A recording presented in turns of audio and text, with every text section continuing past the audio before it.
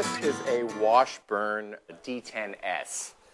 It is kind of a dreadnought style guitar, and again, it's not a really expensive guitar. I think it lists in the 400. I think what I have 430, 429, something like that is the list price.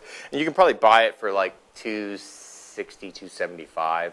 It has a spruce top, mahogany back and sides. It plays very nice. This particular one, the action is real low on it. It's just real low, but I mean you can have that adjusted, so it's not a big deal. It's probably not normal. Maybe it is normal. I don't know, but you can still have it adjusted.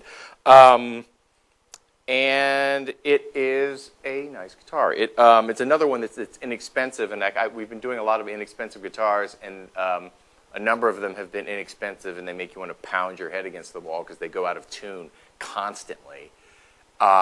And this one doesn't. It stayed in tune pretty well. I mean, it's probably not quite in tune because we didn't have a tuner, so I just kind of tuned it by ear, which means that it's not in tune exactly. But it stayed in the tune that we tuned it into anyway. A number of years ago, I bought a Washburn, and it was a long time ago. It was a decade and some change ago, and I thought it was a terrible guitar, and so I've been afraid of Washburn guitars, and everybody's told me that I just had a bad experience with one guitar, and not everybody, but a number of people have told me just had a bad experience with that one guitar, and I shouldn't say blah to Washburn. And I think this guitar pretty much is a good example of that. I would recommend, again, a beginner who maybe has a little bit more disposable, an older beginner, like if you want to get this guitar for a kid, maybe, but if you're, it's like $260. But for somebody who's a little bit more serious beginner, like they're determined they're going to learn, $260 isn't a lot of money to lay down. It plays nice. It looks nice.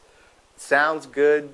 I don't see any real downside to this guitar. It has a NATO neck. It's just it's a good guitar, and especially for the price. I wish I could say more about it. I wouldn't even discount this as a guitar you might want to have if you're a little bit more serious musician, because it does sound okay. It's kind of bright.